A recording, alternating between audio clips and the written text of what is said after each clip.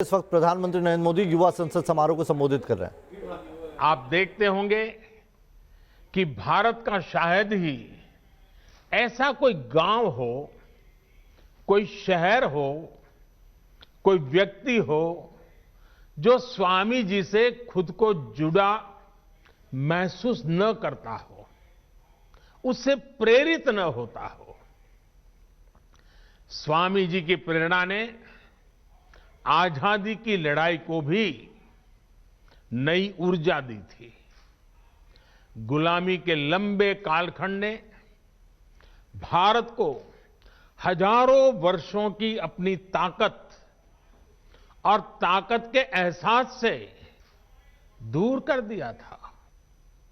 स्वामी विवेकानंद ने भारत को उसकी वो ताकत याद दिलाई, एहसास कराया। उनके सामर्थ्य को उनके मन मस्तिष्क में पुनर्जीवित किया, राष्ट्रीय चेतना को जागृत किया। आप ये जानकर हैरान रह जाएंगे कि उस समय क्रांति के मार्ग से भी और शांति के मार्ग से भी, दोनों ही तरह से जो आजादी के लिए जंग चल रहा था, आजादी की लड़ाई लड़ रहे थे, वो कहीं न कहीं स्वामी विवेकानंद जी से प्रेरित थे। उनकी गिरफ्तारी के समय, फांसी के समय स्वामी विवेकानंद से जुड़ा साहित्य जरूर पुलिस के हाथ आता था। तब इसका बाकायदा अध्ययन करवाया गया था कि स्वामी विवेकानंद जी के विचारों में ऐसा क्या है जो लोगों को देशभक्ति के लिए, राष्ट्र निर्माण के लिए, आजादी के लिए मर मिटने की प्रेरणा देता है, हर नवयुवान के मस्तिष्क को इतना प्रभावित करता है। समय गुजरता गया, देश आजाद हो गया, लेकिन हम आज भी देखते हैं स्वामी जी हमारे बीच ही होते हैं, प्रतिपल हमें प्रेरणा देते हैं। उनका प्रभाव हमारी चिंतन धारा में कहीं न कहीं नजर आता है। आध्यात्म को लेकर उन्होंने जो कहा, राष्ट्रवाद, राष्ट्र निर्माण, राष्ट्रभक्ति को लेकर उन्होंने जो कहा, जन सेवा से जग सेवा को लेकर उनके विचार आज हमारे मन मंदिर में उतनी ही तीव्रता से प्रभावित होते हैं। मुझे विश्वास है आप युवा साथी भी इस बात को जरूर महसूस करते होंगे। कहीं पर भी विवेकानंद जी की तस्वीर देखते होंगे, कल्पना तक आपको नहीं होगी, मनोमन आपके मन में एक श्रद्धा का भाव जग, सर आपको उनको नमन करता होगा, ये अवश्य होता होगा। साथियों, स्वामी विवेकानंद ने एक और अनमोल उपहार दिया है। ये उपहार है व्यक्तियों के निर्माण का, संस्थाओं के निर्माण का। और ज्यादातर ऐसे विषयों की चर्चा भी थोड़ी कम ही होती है, लेकिन हम अध्ययन करेंगे तो पाएंगे कि स्वामी विवेकानंद ने ऐसी संस्थाओं को भी आगे बढ़ाया जो आज भी व्यक्ति के निर्माण का काम बखूबी कर रही है। उनके संस्कार, उनका सेवा भाव, उनका समर्पण भाव लगातार जगाती रहती है। अब से कुछ ही मिनटों के बाद किसानों को लेकर सर्वोच्च अदालत बड़ा फैसला सुना सकती है। हर अपडेट न्यूज नेशन आप तक लगातार पहुंचाता रहेगा, बड़ी कवरेज हमारी जारी रहेगी, लेकिन आपको सबसे पहले लिए चलते हैं युवा संसद समारोह में। पुराने धर्मों के मुताबिक नास्तिक वो है जो ईश्वर में भरोसा नहीं करता, लेकिन नया धर्म कहता है नास्तिक वो है जो खुद में भरोसा नहीं करता। और जब नेतृत्व की बात आती थी तो वो खुद से भी पहले अपनी टीम पर भरोसा जताते थे। मैंने कहीं पढ़ा था, वो किस्सा मैं आपको भी सुनाना चाहता हूं। एक बार स्वामी जी अपने साथी स्वामी शारदानंद जी के साथ लंदन में एक पब्लिक लेक्चर के लिए गए थे। सब तैयारी हो चुकी थी, सुनने वाले इकट्ठे हो गए थे और स्वाभाविक है हर कोई स्वामी विवेकानंद जी को सुनने के लिए आकर्षित होकर के आया था। लेकिन जैसे ही बोलने का नंबर आया तो स्वामी जी ने कहा कि आज भाषण मैं नहीं बल्कि मेरे सहयोगी शारदानंद जी देंगे। शारदानंद जी ने भी सोचा नहीं था कि अचानक उनके जिम्मे काम आ जाएगा, वो इसके लिए तैयार भी नहीं थे। लेकिन जब शारदानंद जी ने भाषण देना शुरू किया तो हर कोई चकित हो गया, उनसे प्रभावित हो गया। और ये होती है लीडरशिप और अपनी टीम के लोगों पर भरोसा करने की ताकत।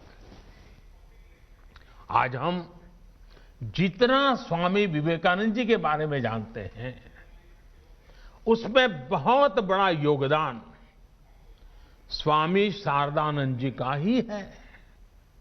साथियों, ये स्वामी जी ही थे जिन्होंने उस दौर में कहा था कि निडर, बेबाक, साफ दिल वाले, साहसी और आकांक्षी युवा ही वो नींव हैं जिस पर राष्ट्र के भविष्य का निर्माण होता है। वो युवाओं पर, युवा शक्ति पर इतना विश्वास करते थे। अब आपको उनके इस विश्वास की कसौटी पर खरा उतरना है। भारत को अब नई ऊंचाइयों पर ले जाने का काम, देश को आत्मनिर्भर बनाने का काम आप सब युवा को ही करना है। अब आप में से कुछ युवा सोच सकते हैं कि अभी तो हमारी इतनी उम्र ही नहीं हुई है, अभी तो हंसने खेलने जिंदगी में मौज करने की उम्र है। साथियों, जब लक्ष्य स्पष्ट हो, इच्छा शक्ति हो तो उम्र कभी बाधा नहीं बनती है, उम्र इतनी मायने नहीं रखती है। आप हमेशा याद रखिएगा कि गुलामी के समय में आजादी के आंदोलन की कमान युवा पीढ़ी ने ही संभाली थी। जानते हैं, शहीद खुदीराम बोस जब फांसी पर चढ़े तो उनकी उम्र क्या थी?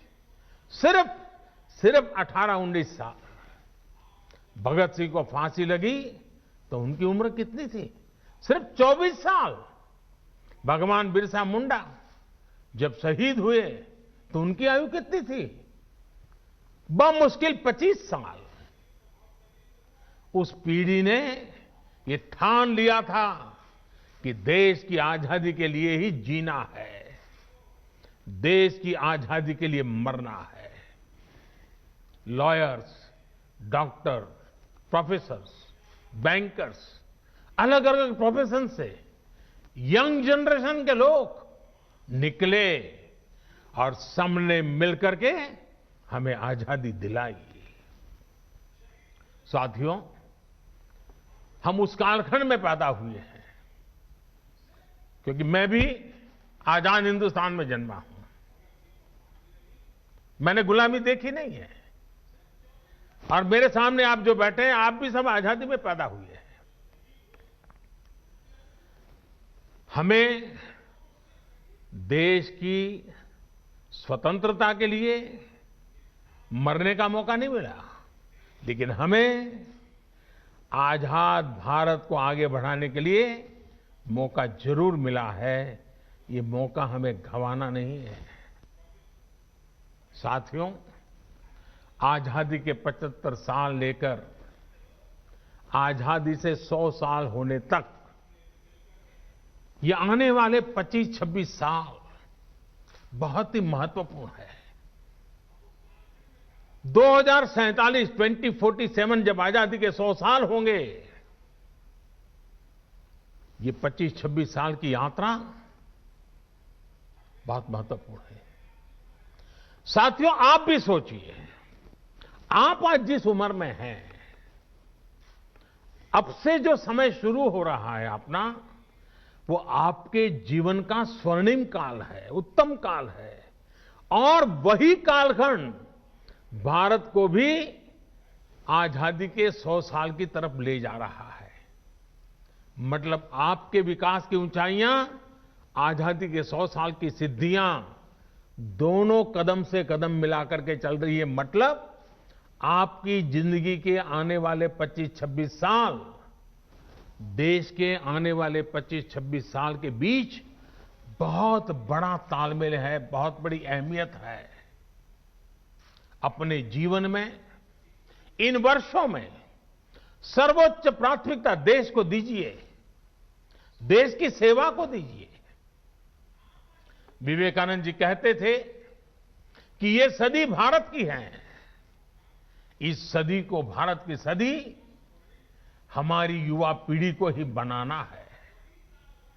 आप जो भी करिए, जो भी फैसला लीजिए, उसमें जरूर सोचिए कि इससे देश का क्या हित होगा। साथियों, स्वामी विवेकानंद जी कहते थे कि हमारे युवाओं को आगे आकर राष्ट्र का भाग्य विधाता बनना चाहिए। इसलिए ये आपकी जिम्मेदारी है कि भारत के भविष्य का नेतृत्व करें। और आपकी ये जिम्मेदारी देश की राजनीति को लेकर के भी है, क्योंकि राजनीति, पॉलिटिक्स देश में सार्थक बदलाव लाने का एक सशक्त माध्यम है। हर क्षेत्र की तरह पॉलिटिक्स को भी युवाओं की बहुत ज्यादा जरूरत है। नई सोच, नई ऊर्जा, नए सपने, नया उमंग, देश की राजनीति को इसकी बहुत जरूरत है। साथियों, पहले देश में यह धारणा बन गई थी कि अगर कोई युवक राजनीति की तरफ रुख करता था तो घर वाले कहते थे कि अब बच्चा बिगड़ रहा है, क्योंकि राजनीति का मतलब ही बन गया था झगड़ा, फसाद, लूट, खसोट, भ्रष्टाचार, न जाने क्या क्या लेबल लग गए थे। लोग कहते थे कि सब कुछ बदल सकता है, लेकिन सियासत नहीं बदल सकती। लेकिन आज आप देखिए, आज देश की जनता, देश के नागरिक इतने जागरूक हुए हैं कि राजनीति में वो ईमानदार लोगों के साथ खड़े होते हैं, ईमानदार लोगों को मौका देते हैं। देश की सामान्य जनता ईमानदार, समर्पित, सेवाभावी राजनीति में आए हुए लोगों के साथ डट करके खड़ी रहती है। ऑनेस्टी और परफॉर्मेंस आज की राजनीति की पहली अनिवार्य शर्त होती जा रही है। और देश में जो जागरूकता आई है ना, उसने ये दबाव पैदा किया है। भ्रष्टाचार जिनकी लीगेसी थी, उनका भ्रष्टाचार ही आज उन पर बोझ बन गया है। और ये देश के सामान्य नागरिक की जागरूकता की ताकत है। वो लाख कोशिशों के बाद भी इससे उभर नहीं पा रहे हैं। देश अब ईमानदारों को प्यार दे रहा है, ईमानदारों को आशीर्वाद दे रहा है, ईमानदारों के साथ अपनी ताकत खड़ी कर देता है, अपना विश्वास दे रहा है। अब जनप्रतिनिधि भी ये समझने लगे हैं कि अगले चुनाव में जाना है तो सीवी स्ट्रांग होनी चाहिए, कामों का हिसाब पुख्ता होना चाहिए। लेकिन साथियों, कुछ बदलाव अभी भी बाकी है। और ये बदलाव देश के युवाओं को आपको ही करने हैं। लोकतंत्र का एक सबसे बड़ा दुश्मन पनप रहा है और वो है राजनीतिक वंशवाद। राजनीतिक वंशवाद देश के सामने ऐसी ही चुनौती है जिसे जड़ से उखाड़ना है। ये बात सही है कि अब केवल सरनेम के सहारे चुनाव जीतने वालों के दिन लदने लगे हैं, लेकिन राजनीति में वंशवाद का ये रोग अभी पूरी तरह समाप्त नहीं हुआ है। अभी भी ऐसे लोग हैं जिनका विचार, जिनका आचार, जिनका लक्ष्य सब कुछ अपने परिवार की राजनीति और राजनीति में अपने परिवार को बचाने का ही है। साथियों, ये राजनीतिक वंशवाद लोकतंत्र में एक नए रूप के तानाशाही के साथ ही देश पर अक्षमता का बोझ भी बढ़ा देता है। राजनीतिक वंशवाद नेशन फर्स्ट के बजाय सिर्फ मैं और मेरा परिवार, इसी भावना को मजबूत करता है। ये भारत में राजनीतिक और सामाजिक करप्शन का भी एक बहुत बड़ा कारण है। वंशवाद की जगह से आगे बढ़े लोगों को लगता है कि अगर उनकी पहले की पीढ़ियों के करप्शन का हिसाब नहीं हुआ तो उनका भी कोई कुछ नहीं बिगाड़ सकता। वो तो अपने घर में ही इस प्रकार के विकृत उदाहरण भी देखते हैं। इसलिए ऐसे लोगों का कानून के प्रति न सम्मान होता है, न कानून का उनको डर भी होता है। साथियों, इस स्थिति को बदलने का जिम्मा देश की जागरूकता पर है, देश की युवा पीढ़ी पे है और राष्ट्रयाम जागरयाम व्यायाम इसी मंत्र को लेकर के जीना है। आप राजनीति में ज्यादा से ज्यादा संख्या में आए, बढ़ चढ़ करके हिस्सा लेना पाना बनने के इरादे से नहीं, कुछ कर गुजरने के इरादे से आइए। आप अपनी सोच, अपने विजन को लेकर आगे बढ़े,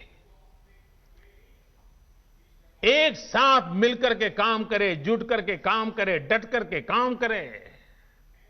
याद रखिएगा, जब तक देश का सामान्य युवा राजनीति में नहीं आएगा, वंशवाद का ये जहर इसी तरह हमारे लोकतंत्र को कमजोर करता रहेगा।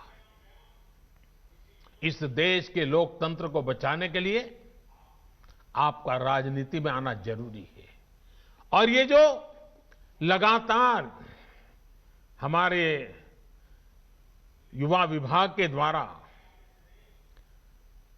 मॉक संसद के कार्यक्रम चलाए जा रहे हैं, देश के विषयों पर युवा मित्र मिलकर के चर्चा करें, देश के युवाओं को भारत के सेंट्रल हॉल तक लाया जाए, इसके पीछे मकसद भी यही है कि देश की नई युवा पीढ़ी को हम तैयार करें ताकि वो हमारे साथ आने वाले दिनों में देश का नेतृत्व करने के लिए आगे आए, आगे बढ़े। आपके सामने स्वामी विवेकानंद जैसा महान मार्गदर्शक है। उनकी प्रेरणा से आप जैसे युवा राजनीति में आएंगे तो देश और भी मजबूत होगा। साथियों, स्वामी विवेकानंद जी युवाओं को एक और बहुत महत्वपूर्ण मंत्र देते थे। वो कहते थे, किसी आपदा या परेशानी से भी ज्यादा महत्वपूर्ण है उस आपदा से ली गई सीख। आपने उसमें से क्या सीखा? हमें आपदाओं में संयम की भी जरूरत होती है, साहस की भी जरूरत होती है। आपदा हमें ये सोचने का भी अवसर देती है कि जो बिगड़ा है हम वही दोबारा बना लें या नए सिरे से एक नए निर्माण की नींव रखें। कई बार हम एक संकट, किसी आपदा के बाद कुछ नया सोचते हैं तो फिर देखते हैं कि उस नई सोच ने कैसे पूरा भविष्य बदल दिया। आपने भी अपने जीवन में महसूस किया होगा। मेरा मन करता है कि आज एक अनुभव मैं आपके सामने जरूर आपके सामने रखूं। 2001 में जब गुजरात के कच्छ में भूकंप आया था तो कुछ ही पल में सब कुछ तबाह हो गया था। पूरा कच्छ एक प्रकार से मौत की चादर ओढ़ करके सोया था। सारी इमारतें जमींदोज हो चुकी थी। जो हालत थी उसे देखकर लोग कहते थे कि अब कच्छ हमेशा हमेशा के लिए बर्बाद हो गया। इस भूकंप के कुछ महीने बाद मुझे गुजरात का मुख्यमंत्री के रूप में दायित्व निभाने की जिम्मेवारी आ गई।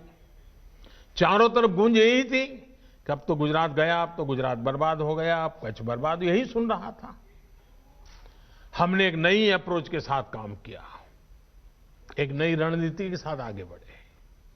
हमने सिर्फ इमारतें ही फिर से नहीं बनाई, बल्कि प्रण लिया कि कच्छ को विकास की नई ऊंचाई पर पहुंचाएंगे।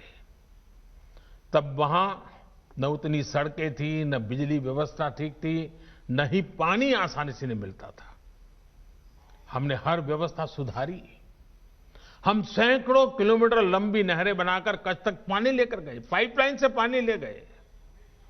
कच्छ की हालत ऐसी थी कि वहां टूरिज्म के बारे में कोई सोच भी नहीं सकता था। उल्टा हर साल हजारों लोग कच्छ से पलायन कर जाते थे। अब आज हालत ऐसे हैं कि बरसों पहले कच्छ छोड़कर गए लोग आज वापस लौटने लगे हैं। आज कच्छ में लाखों टूरिस्ट रणोत्सव में आनंद लेने के लिए पहुंचते हैं। यानी आपदा में हमने आगे बढ़ने का अवसर खोजा। साथियों, उस समय भूकंप के दौरान ही एक और बड़ा काम हुआ था जिसकी उतनी चर्चा नहीं होती है। आजकल कोरोना के समय में आप लोग डिजास्टर मैनेजमेंट एक्ट का जिक्र खूब सुनते होंगे। इस दौरान तमाम सरकारी आदेश इसी एक्ट को आधार बनाकर जारी किए गए। लेकिन इस एक्ट की भी एक कहानी है।